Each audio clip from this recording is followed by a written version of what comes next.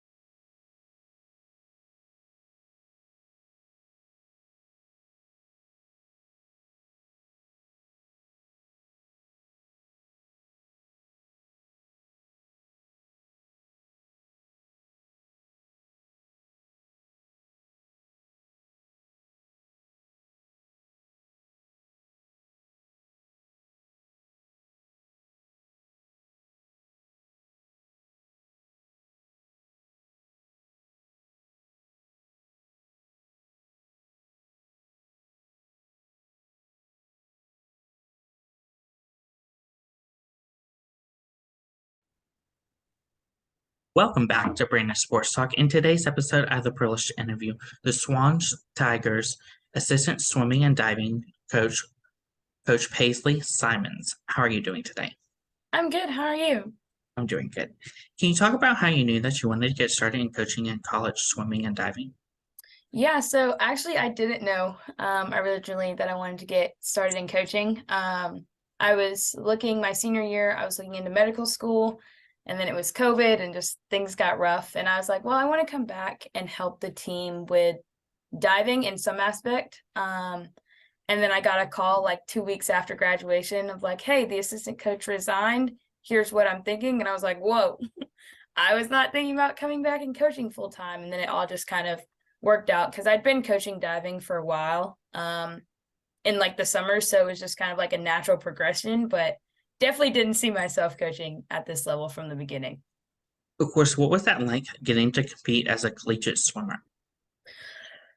So with diving, I didn't actually compete any swimming, but with diving, it's just something I always dreamed about being a collegiate athlete. And so it was very rewarding. Every time I would compete, every time I get on the boards, just like all the practice and prep I'd put into it, I get on the boards and it's like, all right, it's go time, time to tackle and just show off what you've done. There were times when I struggled and there was times where it was really hard, but there was also times where like all of that hard work really paid off and I was just like super proud of myself. Of course, what was that like getting to dive for Swakian? Sewanee just provided me a ton of opportunities that I never really thought I was going to have.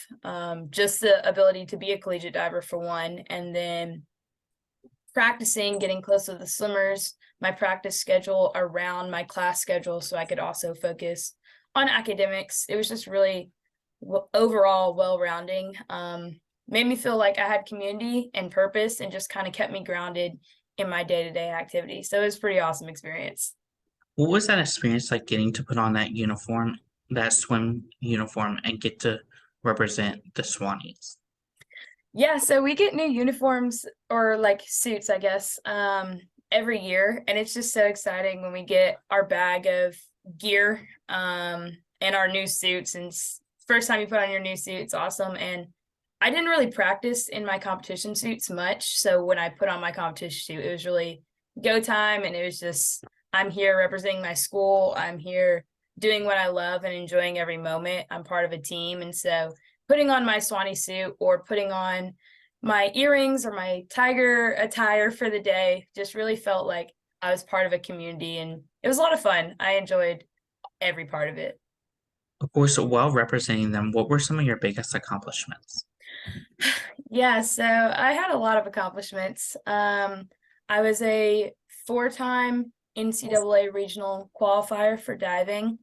I set a total of 10 records at Sewanee. So I think it was four school records, seven pool records, and then broke a couple of my own records here and there. And I was diver of the year, got a bunch of conference accolades. I don't even remember them honestly.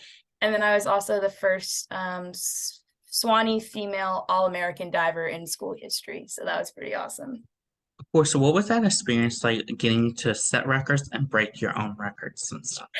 Yeah, so I came in. I remember being a senior in high school, coming in and just looking at the record board, and I was like, you know what? That record's not unattainable to me. And I was thinking one of them, not all of them, not the whole board, but and that really just gave me drive and motivation of what I needed to accomplish, what I wanted to accomplish, and pushing myself every day. So it took 3 years to finally break a record, but when I did, I was like, wow, it came together. And then it was just like one after the other, and qualifying for all these things, winning conference. It was just everything that I'd seen and like visualized 4 years ago, basically, or 4 years before I was a senior, all come to fruition. So it's pretty rewarding, and it just kind of kept me focused on my goal and my mission of what I wanted to accomplish. Of course, looking back now, what has it been like knowing that you're the first female diver in program history? Yeah, so being the first female All-American, it's still a little unreal to me because it happened during COVID, so it was kind of unexpected. But I think it just like, especially with coaching, it gives me the credibility and the confidence to know that I know what I'm doing. I'm not just like out here diving or out here pretending to know what I'm doing. And it gives me confidence in my coaching, but it also helps me like with direction of I wanted to accomplish something and I accomplished even more than I thought I was going to, and how to carry that over into whatever I do after coaching or outside of life. Just kind of like, okay, what lesson did I take from this? And it's the determination, it's the will and the drive to accomplish more than I ever imagined. So why am I going to limit myself in the future if I can accomplish so many things later on? What has that transition been like for you, going from being a collegiate diver and swimmer to then getting into coaching and coaching at Sewanee as an assistant coach? Yeah, so the transition was actually super easy. I love Sewanee, I love the team, and the team I was kind of nervous coming in being so young and just right out of school. But the team welcomed me and they were very patient with me. And I could be their friend, but also I could set boundaries and be their coach. And so the transition for me personally was pretty easy. There are some challenges here and there, just like I'm not supposed to go party with all these people that I was literally partying with 2 days, like 2 months ago or something like that. But it helped me grow up a little bit, and then just know that just because was a student here and the youngest person in the athletic department doesn't mean I can't contribute in a big way and have an impact. So just kind of taking myself as professionally as possible, but still being like fun and relatable to my athletes. Of course, for you, how has that transition been like from going from being in the swimming pool to now on the swim deck?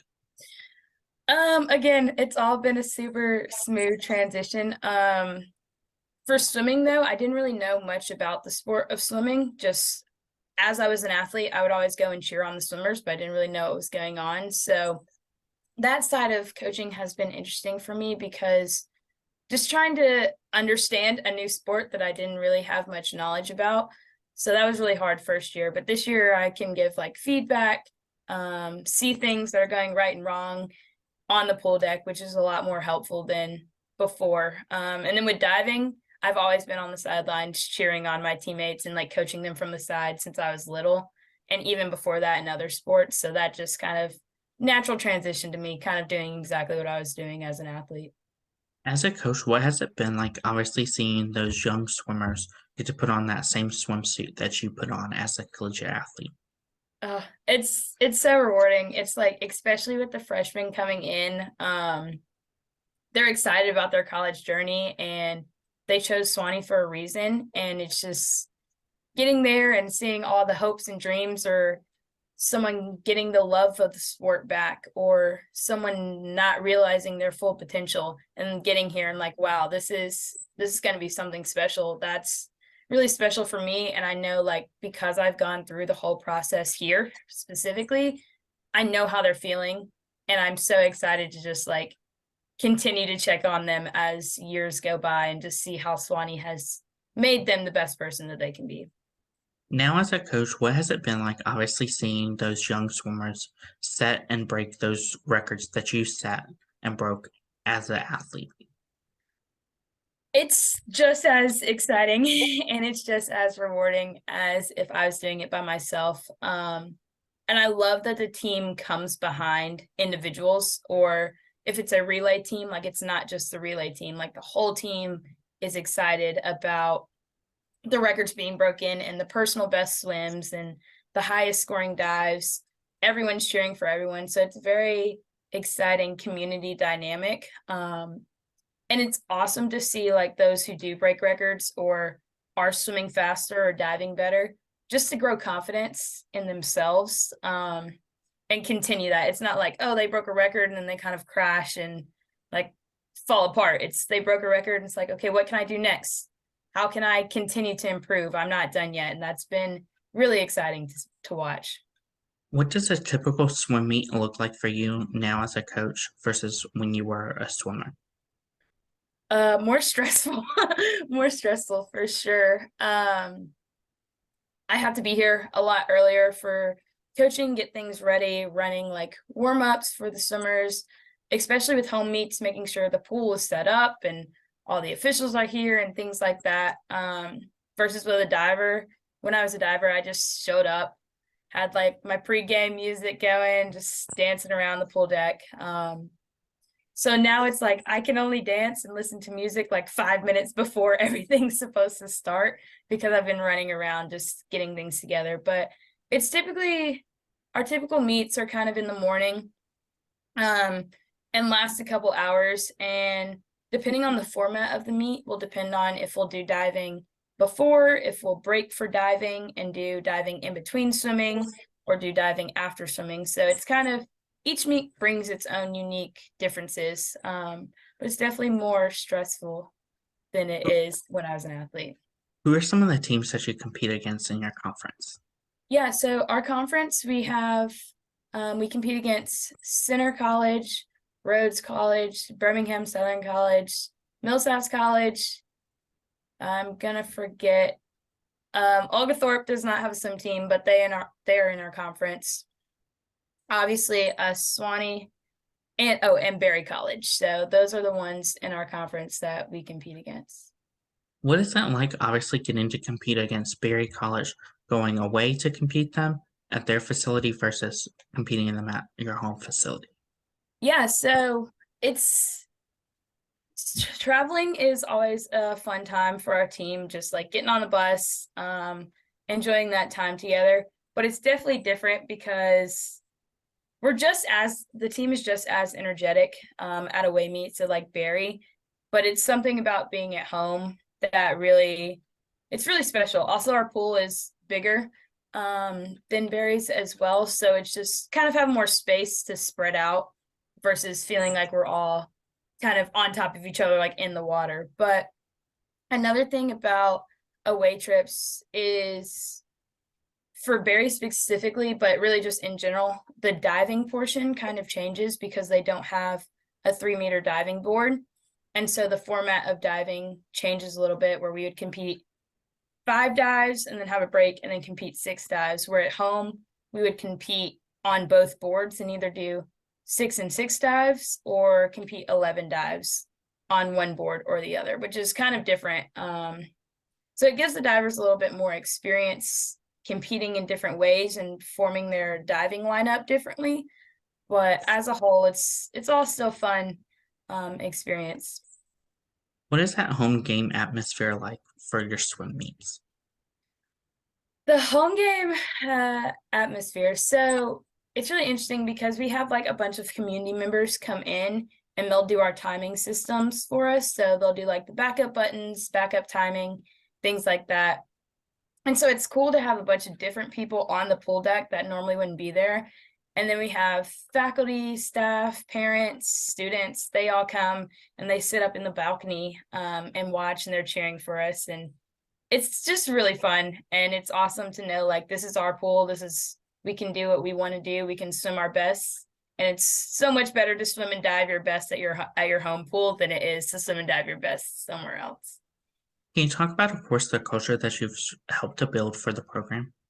Yeah, so for me, the culture kind of spewed over from being a student athlete to coaching. As a student athlete, like swimming and diving is usually very separated, and I'm not a very separated person. I like to be as connected with people as possible, make as many friends as possible. And so as an athlete, I really made sure that I was cheering on the swimmers and being a part of that community as much as I could. And I wanted that to transition over into coaching. So I've really made sure that my dive team is involved with my swim team and my swim team's involved with my dive team. I ended up switching practice times. So diving and swimming would be practicing at the same time so they could see like what each person is doing in the water and then maybe talk about it in the locker rooms. They can still go get dinner together after practice, things like that. But also I just really value community and I value inclusivity and being the best team that we can be. And if we're all kind of doing separate things and not cheering and supporting one another and not moving forward with one mission, it's not going to be as effective. So that's kind of what I've been focusing recently, is cultivating that community and cultivating a mindset for the team. What does that recruitment process look like for those prospective student athletes looking to go into collegiate swimming and diving? Yeah, so our recruitment process, typically we reach out that reach out to us just because Sewanee is such a small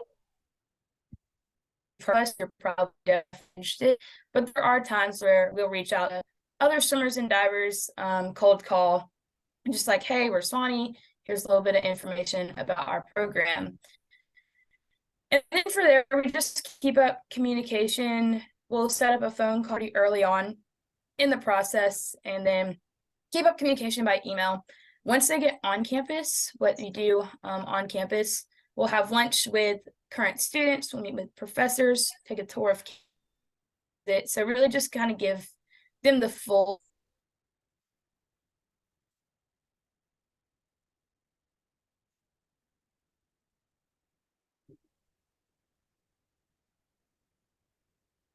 Start or back get on. What are some of the things that you look at in those prospective student athletes when going out on the road recruiting them? You're cutting in and out.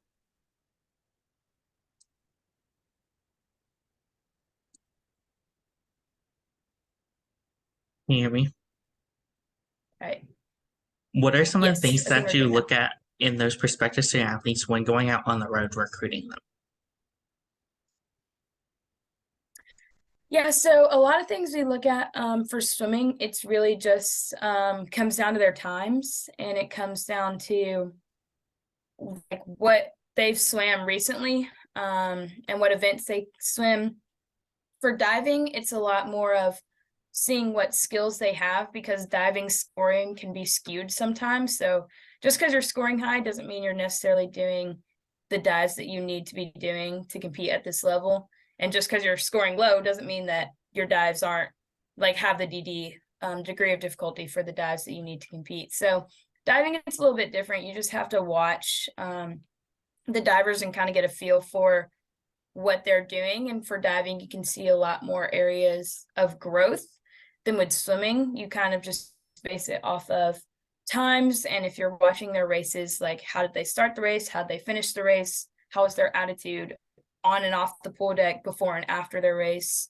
And then again, just like when you have conversations with them, how are they responding to you? How are they interacting with you? Is it more personal, or is it just kind of like telling you what you want to hear, things like that? So it's a little different for both, where it's a lot easier to recruit fast swimmers just based off times alone without even going on the road to see them, versus with diving kind of having that more concrete in-person experience or videoing.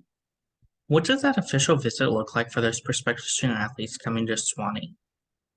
Yeah, so the official visit, typically we don't like to do them on like the weekends. So we try to do a Thursday visit, Thursday to Friday overnight visit, or a Sunday to Monday overnight visit. The overnights are typical for official visits, but even those who can't make overnights possible, we kind of structure it the same way, just within the day time period. So the overnights, they'll come and they'll usually get here and meet with the head coach and I as soon as they arrive, and then they'll go to dinner with the team.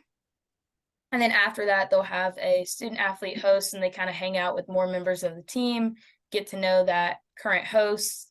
And then in the morning, they'll go to a class of their like interests, have lunch with the team, do like a driving tour around campus or a campus tour either before or after lunch, and then finish with meeting with us again in the office. It's the same thing for the day visits. We'll get them here. We'll talk to them for a little bit, probably about an hour or so. They'll go to lunch with the team. Then we'll do a campus visit, campus tour, meet again in the office, kind of do some follow-ups for that. Of course, what is that like to get to see those prospective student athletes come in as freshmen and get to put on that same uniform that you put on your freshman year? Yeah, so for the prospective student athletes, it's a it's like I have to sell the program, but it's a really fun process because I don't really have to sell it more than saying I'm still here. And they're like, well, yeah, that makes sense. You've been here for a while. Like, we understand just from the initial conversation with you why this place is so important. But it's really cool to just see them come in, and after they'll leave the official visit, they'll go to the bookstore and like, can't wait to buy my first Sewanee shirt, or going into the locker room and coming back and seeing like a magnet with their name on it or something like that, just feeling really welcome. They get excited about that, and it's exciting for me to just see, like, even at the end of the day, if we're not number one choice for them, which we hope that we are, you still feel welcomed at Sewanee. And I think that that's the community as a whole. There's not many outsiders, so hopefully we'll have an impact, and you're here and you're a part of our team and can experience this even more. But even just that one visit, feeling welcome and seen and heard. As an alumni and a coach, what is it like getting to see those prospective student athletes fall in love with the campus like you have? It's awesome. Like, it's not even like the student athletes anymore. Seeing them fall in love, it's seeing the other alumni and seeing the other coaches and faculty and staff that come to Sewanee or have been gone and left Sewanee for years and years and years and years, and they still come back and they get on this campus and they're just full of joy. They're smiling, they're connecting with one another, they're posting pictures on social media.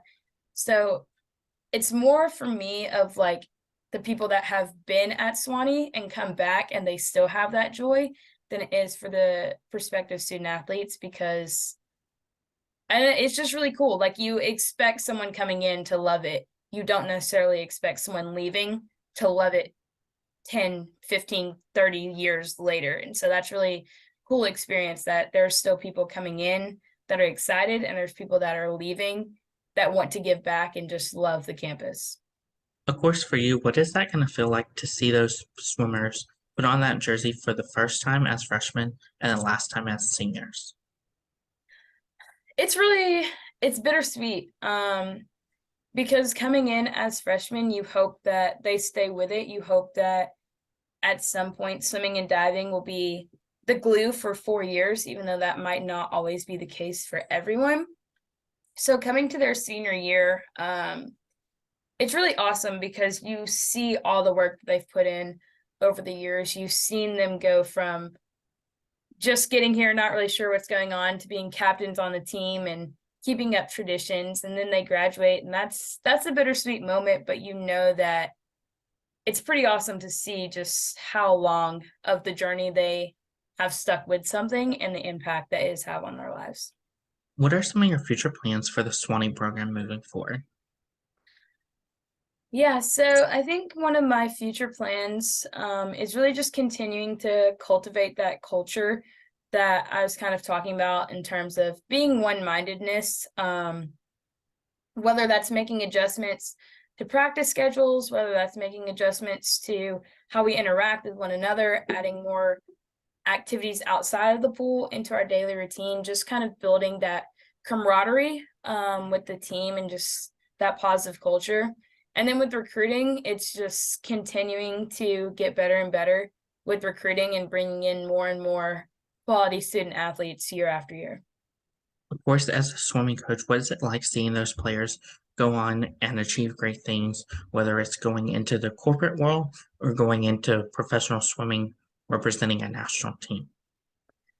Yeah, so for me, because I've only been coaching, this is my second year coaching, and some of the athletes were my friends. It's been really awesome because they've all gone to grad schools or into the working force and just excelling. And so that is something that's so rewarding. And I know that like their time on the swim and dive team had a huge part in that, whether it's networking or just like keeping them focused and structuring their day so they can pursue their dreams. But it's been really awesome to see them go into the real world. And I know that for most of these athletes at Sewanee, they're not looking professionally after this. And so it's like yes, you excelled and did well in the pool, but there's more to life than just the pool. So seeing them continue on their journey and just continue to succeed with joy and succeed just feeling confident in themselves is something that I've really enjoyed seeing. What advice would you give those high school athletes looking to get into collegiate swimming? I would say my biggest advice is just go for it. Like if you're hesitant, reach out. If you're unsure, start those conversations, because a lot of times you can see potential. Other people can see potential in you that you can't see in yourself. So really putting yourself out there and just taking that next step for those that are hesitant. And for those that know that they want to pursue college athletics, looking at it in terms of, okay, what do you want to get out of your swimming and diving experience? Do you want to be like top dog at a big school, or do you want to be somewhere at Sewanee, where it's a lot more close knit and swimming is just part of your day, not your whole day? But really my advice to you is just like to student athletes that are looking is to follow your heart and follow your interests and your passions, and that's going to take you far in life. Because if they're following other advice or following something that doesn't really sit right with them, it's going to lead them to places that also don't sit right with them. So pushing themselves a little bit and then following their heart during the process. What advice would you give those freshman divers looking to get into swimming and diving as divers? Diving is a mental game. Diving is tough. Diving is not easy. There's going to be a lot of smacks. One of my quotes I've said to my teammates and to my athletes was, diving, you're going to smack, but you can't be afraid to smack, because if you're afraid to smack, you're not going to accomplish what you want to accomplish. So for me, it's like, yeah, you gotta learn how to overcome the smack, learn how to overcome the fear, because the fear and the smacking doesn't set school records. Like if you want to set a school record, you got to push yourself a little further, even in times that are uncomfortable. So a lot of people coming into Sewanee and to D3 diving don't really have a ton of diving experience. So my biggest advice for them is to have courage and don't be afraid of the hard things. Don't be afraid of the scary things, because once you overcome that, like, you have to do it once to know if you can even do it again. The longer you put it off, the harder it's going to get. So just be patient and have courage. What advice would you give those swimmers that are looking to represent a national team, whether it's US or Canada?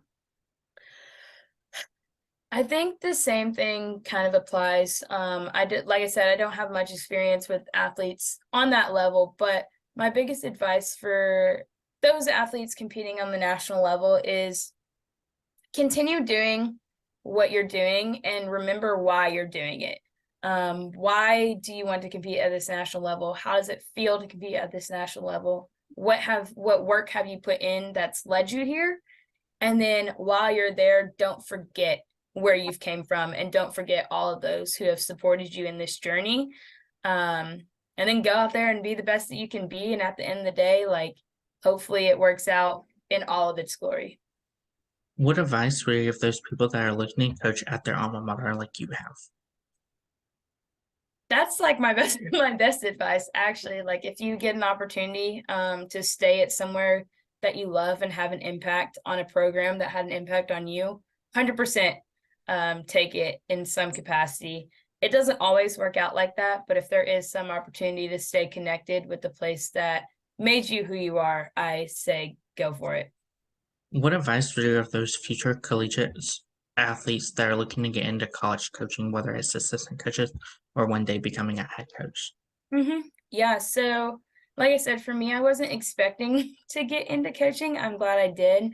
But for those that are interested in just pursuing coaching, don't be afraid. Don't your athletic abilities and your athletic knowledge are going to translate over one way or another. So if that's something that they're passionate about, to pursue it. It doesn't have to be pursuing it on a big level. It doesn't have to be pursuing it at the collegiate level at first if you don't feel comfortable, but just get into coaching and know your why behind coaching, and then seeing where it takes you, seeing what doors open, whether you're coaching at a high school or club level, whether you're coaching an assistant at the college level. Just go into it, apply, see what happens, take the opportunities that are available, and then after that, seeing what doors open and what connections you can make to lead you down the path that you want to go. What advice would you give those future assistant coaches looking to coach in swimming and diving? Future assistant coaches. Yeah, I think my biggest advice that kind of I've learned this year specifically is the head coach is going to have an agenda. The head coach is the one making all the plans and doing all the like big things. But your voice matters, and those looking to pursue careers as assistant coaches, not just in swimming and diving, or that are currently in assistant coaching roles, especially if you're younger, is not being afraid to use your voice and not being afraid to, your ideas matter and you have insights that the head coach might not always have. So really working well with the head coach and being that advocate for your athletes as well, because the head coach can't see everything that's going on all the time. So speaking up and advocating for your athletes and for your program. And then, yeah, that's my advice for those getting into coaching. That's great advice. Where can my listeners find you at on social media along with the Sewanee Swimming and Diving program at? Yeah, so Sewanee Swimming and Diving, they can follow just Sewanee Tigers in general. It's at Sewanee Tigers on Instagram and Twitter. That's general athletics posting. For Sewanee Swimming and Diving, there is Twitter, but it's not very used very often. But Instagram is where they can keep up mostly with our team. It's at Sewanee Swim Dive. Yeah, at Sewanee Swim Dive on Instagram. And then for me, also on Instagram, just keeping up with what I'm doing, it's at Paisley_Simmons 23. Thank you again, Coach Paisley Simmons, for your interview, and best of luck in your future with the Sewanee Tigers as the assistant swimming and diving coach. Yeah, thank you. It's been a joy talking to you. You can find Brandon Sports Talk on Facebook at Brandon Sports Talk, Instagram at Brandon Sports Talk, Twitter at Talk_Brandon. You can find me on YouTube at Brandon Sports Talk. Don't forget to like, comment, and subscribe. Thank you again, Coach Paisley Simmons, for your interview, and best of luck in your future. You're welcome. You've been watching Brandon Sports Talk. Please feel free to like, share, and subscribe to Brandon Sports Talk on social media and on YouTube.